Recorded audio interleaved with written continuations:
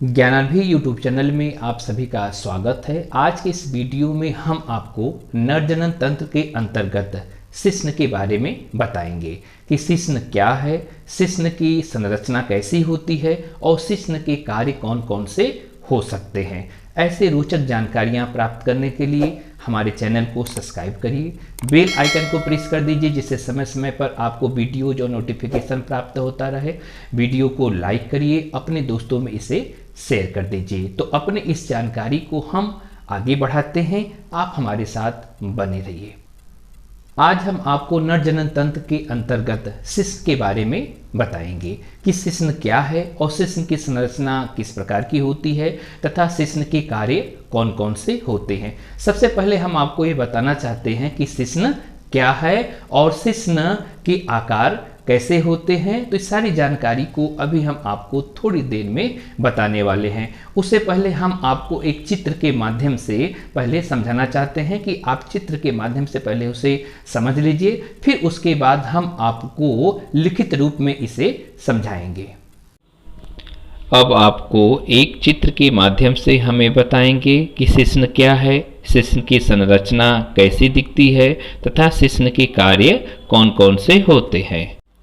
आपके स्क्रीन पर एक इमेज दिख रहा होगा और यह इमेज शिश्न की पूरी संरचना को आपको दिखाई दे रहा है। अब शिश्न की पूरी संरचना की बात करें तो सबसे ऊपर आप पाएंगे मूत्राशय का भाग। अब मूत्राशय जो होती है एक नली नुमा संरचना यह बनाती है और इस नली नुमा संरचना को नाम दिया गया है मूत्र मार्ग के नाम से जानते हैं। अब इस मूत्र मार्ग पर हमने अपने पिछले वीडियो में इसके बारे में बिल्कुल अच्छे से डिटेल से बता दिया है। अगर आपने हमारी मूत्र मार्ग पर बनी हुई पिछली वीडियो नहीं देखा है तो डिस्क्रिप्शन बॉक्स में लिंक दिया गया है, वहां से जाकर आप मूत्र मार्ग पर बनी वीडियो को देख सकते हैं। हम आपको शिश्न के बारे में बता रहे हैं तो आप देखिएगा कि यह पूरा संरचना किसका है, शिश्न का दिखाई दे रहा है। अब चलते हैं शिश्न कहाँ से जुड़ा होता है। तो आप सबसे ऊपर मूत्राशय पाएंगे, उसके नीचे आप देख रहे हैं कि प्रोस्टेट ग्रंथि की थैली है, उसके नीचे देखेंगे तो आप मूत्रजनन तंतुपट यहाँ पर आपको मिलेगा और मूत्रोजनन तंतुपट से ही बल्बो यूरेथ्रा की ग्रंथि आप यहाँ पर जुड़ी मिलेगी। अब उसके नीचे जब आप देखेंगे ना तो शिश्न का बल्ब नुमा संरचना दिखाई दे रहा है और यह बल्ब नुमा संरचना यानी यही शिश्न का यही रूट कहा जाता है।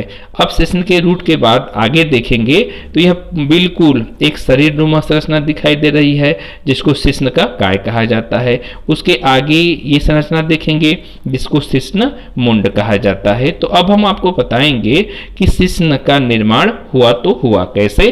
तो आप सबसे पहले जानिएगा कि शिश्न के निर्माण करने में दो मांसपेशियां कार्य करती हैं। एक ऐसी मांसपेशियां हैं तंतुपट मांसपेशियां हैं। तो पहली मांसपेशी का नाम है कार्पोरा कैवर्नोसा और दूसरी मांसपेशी का नाम है कार्पस स्पॉन्जियोसम।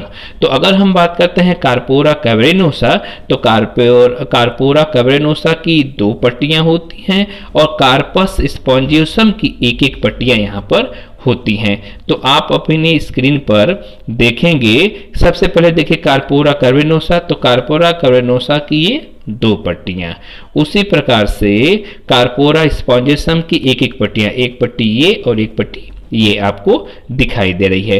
तो अगर हम ये करते हैं कि तीनों पट्टियां यानी कार्पोरा कैवर्नोसा की दो पट्टियां और कार्पर स्पॉन्जियोसम की एक एक पट्टियां ये आगे चलकर करती क्या है, एक कोटर का निर्माण करती हैं और कोटर का जब निर्माण करती हैं तो यही तीनों पट्टियां यानी कार्पोरा कैवर्नोसा का और कार्पर स्पॉन्जियोसा का इनकी दो पट्टियां, इनकी एक एक पट्टियां आगे चल के ये आपके शिश्न मुंड का निर्माण कर देती हैं। तो शिश्न मुंड का निर्माण जब यहाँ पर हो जाता है तो आपको पता है ना कि हम लोग के भारतवर्ष में विभिन्न संप्रदाय के लोग रहते हैं। तो अगर हम बात करें यहूदी या इस्लाम के तो यहूदी और इस्लाम के लोगों में एक प्रथा है, खतने की प्रथा है। तो हम लोग को ये मालूम है कि शिश्न के ऊपर एक महीन त्वचा पाई जाती है, यानी पतली त्वचा पाई जाती है। तो आप ये देखेंगे ये जो शिश्नाग्र है, तो शिश्नाग के ऊपर जो वलित त्वचा होती है, अब उस वलित त्वचा को शिशु ही अवस्था में जो इस्लामिक धर्म के लोग होते हैं उसे यानी करते क्या है, यानी शिश्नाग से अलग कर देते हैं। इसी क्रिया को नाम दिया गया है, क्या है, खतने की क्रिया कहा जाता है। तो आपने अभी ये देखा कि शिश्न के 3 भाग होते हैं। प्रथम भाग को शिश्नमूल कहा गया है, द्वितीय भाग को शिश्नकाय कहा गया है और तृतीय भाग को यहाँ पर आपको शिश्नमुंड बताया गया है। इनके अगर हम पट्टियों की बात करें तो ये पट्टियाँ क्या हैं, कार्पोरा कवरेनोसा मांसपेशी की 2 पट्टियाँ और कार्पर स्पॉन्जियोसम मांसपेशी की 1-1 पट्टियाँ मिलकर ये करती क्या है, शिश्नमुंड के निर्माण करने में मदद करती हैं। और शिश्नमुंड का निर्माण होता कैसे है, एक कोटरों के द्वारा होता है।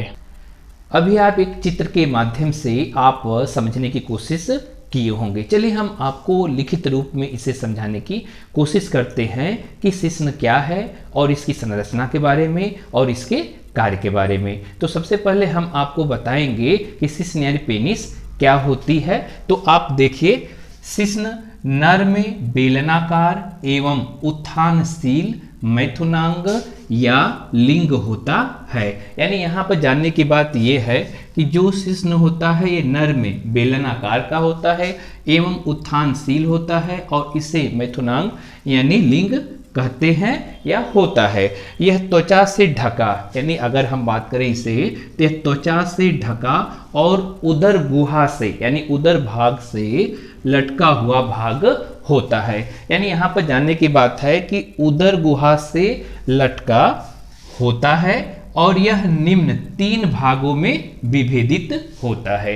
तो सबसे पहले जानने की बात यह है कि जो शिश्न यानी पेनिस होते हैं यह बेलनाकार हो गया, उत्थानशील हो गया और ये मैथुन अंग है और या इसे जो है हम लिंग या सेक्स कहते हैं। यह त्वचा से ढका है और उदर से यानी लटका हुआ भाग होता है। अगर हम इनके निम्न भागों की बात करें कि कितने भागों में इन्हें विभेदित किया गया है, तो इन्हें निम्न 3 भागों में विभेदित किया गया है। पहला भाग का नाम है शिश्नमूल, दूसरे भाग का नाम है शिश्नकाय और तीसरे भाग का नाम है शिश्नमुंड। तो अभी आप एक चित्र के माध्यम से देखे होंगे कि शिश्नमूल कौन से भाग को बोलेंगे, शिश्नकाय किस भाग को बोला जाएगा और शिश्नमुंड किस भाग को कहा जाएगा। तो यहाँ पर आप ये समझिएगा कि देखिए जो शिश्न यानी पेनिस, मूल यानी उसका रूट भाग हो गया। अगर हम बात करें काय का तो शिश्न का बॉडी यानी शरीर वाला भाग हो गया और इसके मुंड की बात करें तो इसके अग्रभाग के नाम से जाना जाता है। यानी यहाँ पर शिश्न के 3 भागों में यहाँ बांटकर आपको बताने की कोशिश किया जा रहा है। आगे हम लोग देखेंगे कि शिश्न की संरचना किस प्रकार की होती है। तो शिश्न की संरचना जानने से पहले आप एक चित्र के माध्यम से देखे हैं कि चित्र में आपको दिखाई दे रहा है कि शिश्न की संरचना कैसी दिख रही होती है। तो अब हम उस संरचना को इमेज करें और संरचना को यानी उस इमेज को जब हम अपने दिमाग में उसे रखते हैं तो रखते हुए एक हमारे पास संरचना दिखाई देगी। तो संरचना में हम पाएंगे कि शिश्न पर त्वचा का पतला आवरण होता है। यानी देखा जाए तो पेनिस पर त्वचा का पतला आवरण होता है जिसके आंतरिक भाग पर अगर देखा जाए तो उसके आंतरिक भाग पर पेशी एवं तंतुमय यानी शिश्न के आंतरिक भाग पर पेशीय या तंतुमय संयोजी ऊतक होती है। यानी पेशी तंतुमय संयोजी ऊतक की बनी 3 स्पंजी अनुलंब पट्टिकाएं उपस्थित रहती हैं। यानी सबसे जानने की बात यह है कि शिश्न क्या है, त्वचा का पतला आवरण से ढका होता है और इसके आंतरिक भाग की बात करें तो आंतरिक भाग क्या है, पेशीय यानी मांसपेशी का और तंतुमय संयोजी ऊतक से ये क्या होता है यानी अस्तरित होता है और वहां पर 3 स्पंजी अनुलंब पट्टिकाएं उपस्थित होती हैं जिनमें से 2 अधिक पट्टिकाएं क्या होंगी, मोटी होंगी। यानी जिनमें से 2 अधिक पट्टिकाएं मोटी होती हैं और मोटी होकर इस शिश्न के किस भाग पर, शिश्न के पृष्ठ एवं पार्श्व भाग पर स्थित होती है। यानी ये इनमें से दो पट्टिकाएं शिश्न के पृष्ठभाग एवं पार्श्व भाग पर स्थित होती है। अगर बात करें पट्टिकाओं की संख्या का, तो इनमें 3 पट्टिकाएं दिखाई देती हैं और 3 पट्टिकाओं में 2 पट्टिकाएं होती क्या है, पृष्ठभाग पर एवं पार्श्व भाग पर स्थित होती हैं। अगर इन पट्टिकाओं की हम बात करें तो इन पट्टिकाओं का नाम क्या दिया गया है, कार्पोरा केवरनोसा कहते हैं। यानी इन्हीं पट्टिकाओं का नाम दिया गया है कार्पोरा केवरनोसा कहते हैं। अगर हम बात करेंगे कि शिश्न के अधर भाग पर, यानी शिश्न के अधर भाग में आप जरूर इमेज में देखे होंगे, तो शिश्न के अधर भाग पर तीसरी आकुंचक, यानी शिश्न के अधर भाग पर तीसरी आकुंचक पट्टी होती है जिसका क्या नाम है, कार्पस स्पॉन्जियोसम। यानी जो तीसरी पट्टी होती है उसका नाम रखा गया है कार्पस स्पॉन्जियोसम उपस्थित होती है। अगर हम बात करें शिश्न के मूल भाग में, तो देखिए शिश्न मूल भाग में कार्पस स्पॉन्जियोसम फूल कर कौन सा भाग बनाती है, शिश्न कंद का निर्माण करती है। यानी यहां पर समझने की बात है कि शिश्न मूल भाग में कार्पस स्पॉन्जियोसम जो होती है पट्टिकाएं, ये फूल जाती हैं और फूल कर शिश्न कंद यानी बल्ब ऑफ द पेनिस का निर्माण करती हैं। जब बल्ब ऑफ पेनिस का निर्माण हो जाता है तो उसके बाद आप पाएंगे कि प्रत्येक कार्पस के आवरण से अनेक पट्टीनुमा उभार निकलकर होता क्या है कि जितने कार्पस हैं, कार्पस का जो आवरण होता है उस आवरण में अनेक पट्टीनुमा उभार निकलकर कार्पस की मोटाई में, यानी कार्पस के मोटाई में चारों ओर फैले रहते हैं। जब चारों ओर वह फैले रहते हैं जिसके कारण, अगर देखा जाए कि जिसके कारण प्रत्येक कार्पस, यानी प्रत्येक कार्पस क्या करता है, अनेक छोटे छोटे कोटरों में विभक्त हो जाता है। और अनेक छोटे छोटे कोटरों में जब वो विभक्त हो जाता है तो विभक्त होकर क्या बनाएगा, स्पंजी वह क्रिया बना लेता है, यानी स्पंजी रूप वह बन जाता है। जब स्पंजी रूप बन जाता है तो उसके बाद आप देखेंगे कि शिश्न के शिखर पर, यानी शिश्न का जो शिखर वाला भाग यानी अपेक्स वाला भाग है, तो शिश्न के शिखर पर कार्पर स्पॉन्जियोसम कार्पोरा केवरनोसा, यानी यहां पर फिर समझिए कि शिश्न के शिखर पर कार्पस स्पॉन्जियोसम कार्पोरा केवरनोसा से आगे निकलकर शिश्न मुंड का निर्माण यह कर देता है। यानी यहां पर सीधे जानना है कि यहां पर ये 2 पट्टिकाएं होती हैं, यही 2 पट्टिकाएं करती क्या हैं, आगे निकलकर शिश्न मुंड का निर्माण करती हैं। जब शिश्न मुंड का निर्माण कर देती हैं तो अब हम ये पाएंगे कि शिश्न मुंड के शिखर पर, अगर देखा जाए कि जहां पर शिश्न मुंड है तो शिश्न मुंड के शिखर पर एक दरार नुमा भाग होता है और जो दरार नुमा भाग होता है उसे नाम दिया गया है मूत्रोजनन छिद्र के नाम से जाना जाता है। अब मूत्रोजनन छिद्र के द्वारा होता क्या है, मूत्र का विसर्जन और वीर्य का विसर्जन होता है। तो आगे हम देखेंगे कि शिश्न मुंड की वृत्ताकार जो आधार रेखा है, यानी आप समझिएगा चित्र में देखे होंगे कि शिश्न मुंड की वृत्ताकार आधार रेखा को नाम क्या दिया गया है, शिरोबंध या कोरोना कहते हैं। फिर यहां समझिएगा कि शिश्न मुंड की वृत्ताकार जो आधार होती है, जहां पर शिश्न मुंड है वहां पर वृत्ताकार आधार है और वृत्ताकार आधार रेखा को यहां नाम दिया गया है शिरोबंध या कोरोना कहते हैं, शिरोबंध या कोरोना कहते हैं। अब आगे देखिएगा कि कोरोना पर शिश्न की त्वचा वलित हो जाती है, यानी जहां पर शिरोबंध है तो शिरोबंध पर आप देखेंगे जो त्वचा होती है वो कैसी हो जाती है, फोल्डिंग हो जाती है, यानी वलित हो जाती है। अवलित होकर शिश्न मुंड पर क्या बनाती है, आवरण बना लेती है, यानी वहां पर वलित होगी, अवलित होकर शिश्न मुंड पर एक आवरण बना लेती है। जब वहां आवरण बन जाता है तो इसे क्या नाम दिया गया है, शिश्नाग्र यानी फोर स्किन कहते हैं। यानी शिश्नाग्र बनाते हैं तो इसे ही नाम दिया गया है फोर स्किन कहा जाता है। आगे हम बात करेंगे कि शिश्न की अग्र सतह पर, यानी शिश्न का जो अग्र सतह है और उस पर शिश्नाग्र जो वलित त्वचा को एक संघायक स्नायु या फेनुलम शिश्नमुंड से जोड़ता है। यानी यहाँ पर समझने की बात आपको ये है कि शिश्न का जो अग्र सतह है, अग्र सतह पर शिश्नाग्र की जो वलित त्वचा है, और वलित त्वचा बनाती क्या है, एक संघायक स्नायु यानी फेनुलम, फेनुलम शिश्नमुंड से यह जोड़ देता है। और जब फेनुलम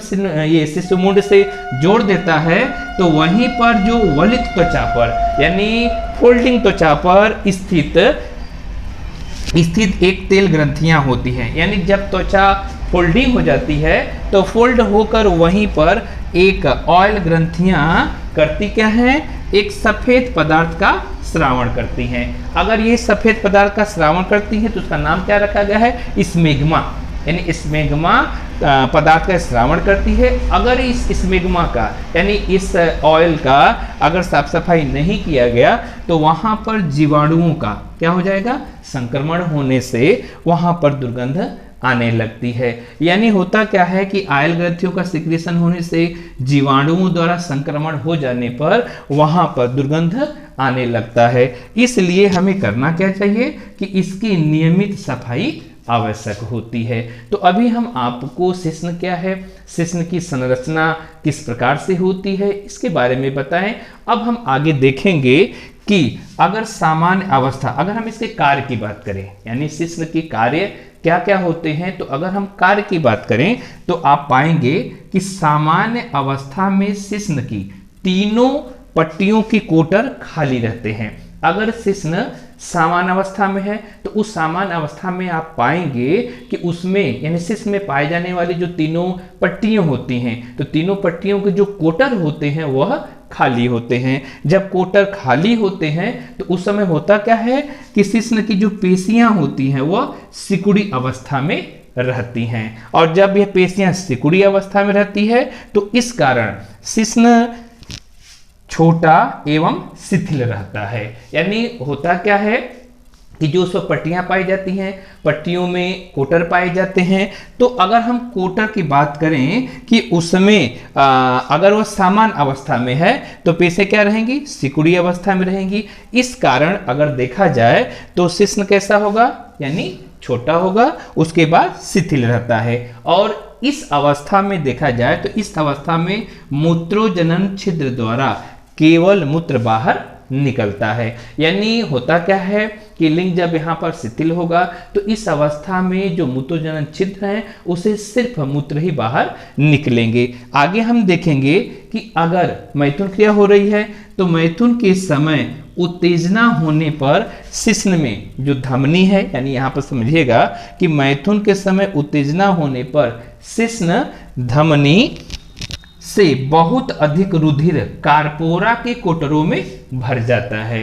यानी समझना है कि मैथुन के समय जब उत्तेजना होती है तो उस समय शिश्न में जो धमनी है और उस धमनियों में अधिक रुधिर कहाँ भरेगा, कार्पोरा, कार्पोरा जो पट्टिका होती हैं और कार्पोरा के कोटरों में भर जाता है। और जैसे कोटरों में वो भर जाएगा और ये शिश्न क्या होगा, शिथिल होने लगती है। जब वो शिथिल होने लगती है जिससे शिश्न क्या हो जाएगा, फूलकर लंबा, मोटा एवं कड़ा हो जाता है। और इसे ही नाम क्या दिया गया है, इसे ही नाम दिया गया है उत्थान, यानी इरेक्शन का नाम देते हैं। यानी इसे इरेक्शन या कर सकते हैं उत्थान कहा जाता है। और इसके कार्य को और देखें तो जब इसमें इरेक्शन या उत्थान होगा जो कि मैथुन क्रिया के दौरान होगा क्या, यानी जो कि मैथुन क्रिया के दौरान योनि के अंदर प्रवेश यह कर सकता है। तो आपने इसे अभी कार्य के रूप में देखा,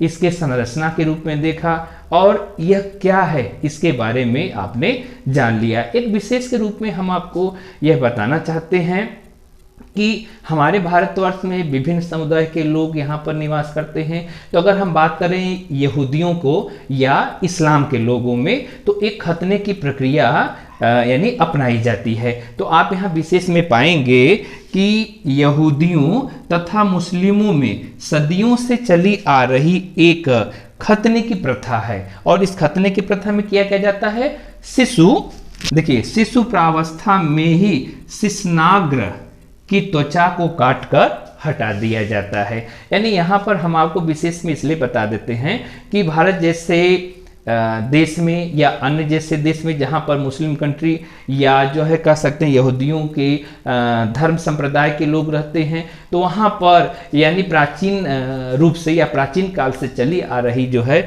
एक खतने की क्रिया की जाती है। और वो खतने क्रिया में क्या है कि शिशु प्रावस्था में ही जो शिशुनाग्र होते हैं उस शिशुनाग के त्वचा को काटकर हटा दिया जाता है। अभी आपने जाना कि शिश्न क्या है, शिश्न की संरचना किस प्रकार की होती है और शिश्न के कार्य कौन कौन से होते हैं। ऐसी रोचक जानकारी को प्राप्त करने के लिए हमारे चैनल को सब्सक्राइब करिए, बेल आइकन को प्रेस करिए, जिससे समय समय पर आपको नोटिफिकेशन और वीडियोस प्राप्त होता रहे। वीडियो को लाइक करिए, अपने दोस्तों में शेयर करिए। हम आपसे अब मिलेंगे नेक्स्ट वीडियो में, और नेक्स्ट वीडियो होगी सहायक जनन ग्रंथियों के बारे में। यानी हम अपने नेक्स्ट वीडियो में आपको सहायक जनन ग्रंथियों के बारे में बताएंगे, और जिन ग्रंथियों के बारे में बताएंगे उसका नाम है, आप जाने उसका नाम क्या है, शुक्राशय। यानी अपने नेक्स्ट वीडियो में शुक्राशय के बारे में हम आपको बताएंगे। तब तक के लिए आप सभी को धन्यवाद।